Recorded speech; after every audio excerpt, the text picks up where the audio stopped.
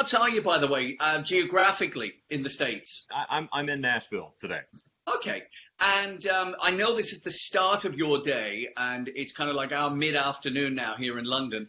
But how are things going for you, generally speaking? Because this is a weird time for everybody right now, isn't it? Yeah, I think we're all of the consensus. It's a very unexpectedly strange year, but you know what? I can't complain. I've been really lucky that a lot of the guys that I write with, we've been able to adapt to that, whether it's been, at the very start of things, no one was doing anything in person. Obviously, everybody was staying home. So writing a lot through different social media platforms and Zoom and what have you, pretty much anything anybody would use to be able to still write and create. And then in my studio, I've got a studio here in Nashville that's got a bunch of my gear and my guitars and my mics in it. So have definitely been doing a lot of writing and just being as creative as possible. I think for a couple of reasons. Obviously, with technology these days, it's helped us out no end. I mean, obviously, you and I are talking from different continents for a start, but also, I think the country music world is probably quite unique that so many people are based around the Nashville area. Compared to, say, other types of music where they literally would be all over the world at any one time. So I guess you guys can all get together to a degree and almost carry on and work on your music.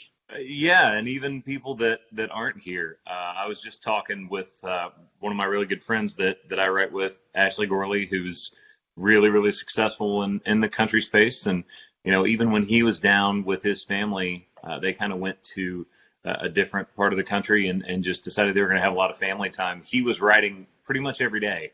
And I was able to write with him just because, like you said, the level of technology that we've been able to access during this time has made that something that's possible. So that's one positive that I look at in what we've gotten to do this year is I've got a whole lot of music, a lot. Well, we've all got to grab positives right now, haven't we? Wherever we can get them. And I guess from a country music fan point of view, they're going to be treated to all this like abundance of music that the likes of you, Chris, and so many other people as well that I've spoken to. Everybody will have this back catalogue of material. You'll be able to release albums, this stuff soon, won't you? It is one of those things that's really, really awesome. Is everyone that I've talked to has been doing the same thing. No one's really taken this and gone, what do we do? It's been adapting and finding other things. And a big part of that is being creative and writing more music and working on stuff in the studio. So I do think that it's going to be one really awesome part of 2021 is there's going to be so much music coming out for people. And I suppose as well, hopefully, fingers crossed, either a vaccine or some way around this situation. Can you imagine the parties people will be having and when everybody can just get back out there again and the likes of you can get back on the road and entertain us all? That'll be brilliant. You know what? I did something the other day that was a big streaming thing that we filmed and actually got like all of my crew together, my band and crew. We went to one of the biggest rehearsal spaces that's here in the Nashville area and actually put up my entire set that I was supposed to roll with this whole summer. And just that one day of filming all that stuff and being around all my band and crew, I talk about them being my road family all the time, and they really are. It made me realize, I was like, I miss this even more than I thought I did. So, yeah, whenever that happens again and we get to go do our regular touring schedule, I think everybody's going to be really, really ready for that. You took the words out of my mouth. Everybody, the performers and also the fans will all be so ready to, in fact, we're going to be out all the time at things and doing stuff. It'll be great. For sure.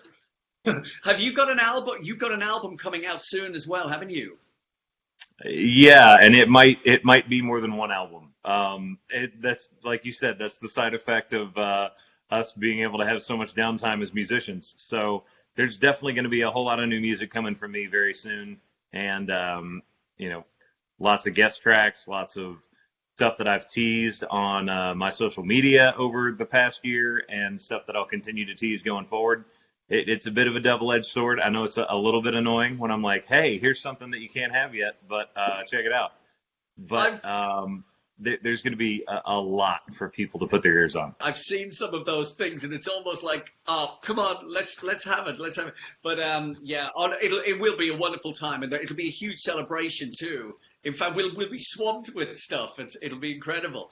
And then when you can get back on the road again, because I know you've been to the UK before, haven't you? Absolutely. It's one of my favorite places, especially not just outside the U.S., but definitely one of my favorite places outside the U.S. to go play. And I think I've been over about 5 times now. So, yeah, I did my own tour there last year and just had an absolutely amazing time. And that's another thing is you learn to not take some of that stuff for granted, just the ability to be able to travel and go play different parts of the world. So that's definitely something that I'm looking forward to doing again. Absolutely. I think again you've nailed that from the point of view of there's been a lot of things, even some of the simple stuff. We weren't able to go to bars and restaurants for a little while, or certain there were restrictions and simple stuff like that. And by the way, that happened here too. Like I didn't leave my house really for a good 2 months at all, and we definitely had all of those restrictions in place here. So that's even just having some of that stuff back open has been like, oh wow, this is normal life. That's what that is. And it was such a thrill. The first time it sounds stupid now, but you go in and get a coffee, and you can sit down and have your coffee was a big deal again. It's unbelievable, isn't it? Yeah. This whole But for sure. So, is there anything in your life that you've almost, you weren't planning to do this year, but because you couldn't do the other stuff, have you kind of like rediscovered anything, or is there something you've done this year that you didn't think you'd be doing? You know what? I don't know that I would have ever spent this much time at home during a summer for the rest of my life without this year, because this is, the first time in 15, 16 years that I've been home during the summer, which is just really, really strange because normally I'm gone, I'm touring, and that's Sure. one of the biggest times of the year to go do that. So it's something that I had not planned on, and catching up with family and friends during the summer is just something that I normally don't even plan for. I don't even think about that. So it was pretty wild, and that doesn't sound like much, but if you think about if you were gone every summer, Yeah. and you were never at home, and then now you're stuck there, it's like, oh, this is different. So I've got to ask you, did you enjoy it? As much as I could, yeah, absolutely. I more than once, kind of got a boat out and went to the lake and went fishing and spent as much time with my dog as I possibly could. I know he was excited about that. So if you hear something that sounds like someone like knocked over an entire counter full of like tableware, that was probably him. Well, you were doing the stuff that normal, if you like, people do in the summer, but because of your job, you're normally away somewhere. So you got a taste of what we would aspire to do: go on a boat, or go to the beach, or do whatever. Do you know what I mean? So Hey, so that's I think everybody did a lot of that probably this year. sure. I wanted to just ask you as well. You've got a podcast, haven't you, on the go, and you hang out and interact with some friends, and it also gives a different side to you, not just the music. Did you want to give it a plug in case any of our people watching this? Yeah, absolutely. If anybody wants to check it out, it's just called The Quad with Chris Young, and it's me and 3 of my friends. We do 4 topics of discussion every week. We normally talk about sports, movies, music, and then we do one hot take, which is kind of a catch-all. It can be a bit of anything that we would not necessarily argue about, but have different opinions on. And it's a lot of fun. It's something that I was planning on starting this year.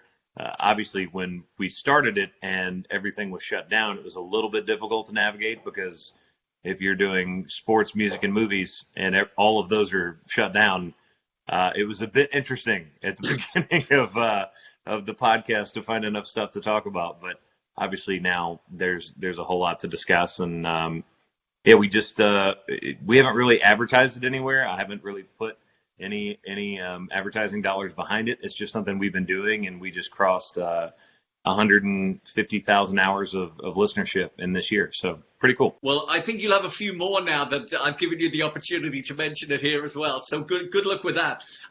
In fact, good luck with everything. The new albums. I was going to say album, but you just said there might be a lot. So Yeah. I'll be watching your social media as well, just to make sure that I'm up to date with exactly when you're going to be releasing it as well. So I want to wish you the best of luck, and it's been a pleasure, Chris. So thank you very much. Oh, absolutely. Thank you. And thanks for getting the word out about the new music. And hopefully I'll get to see you guys in person very soon.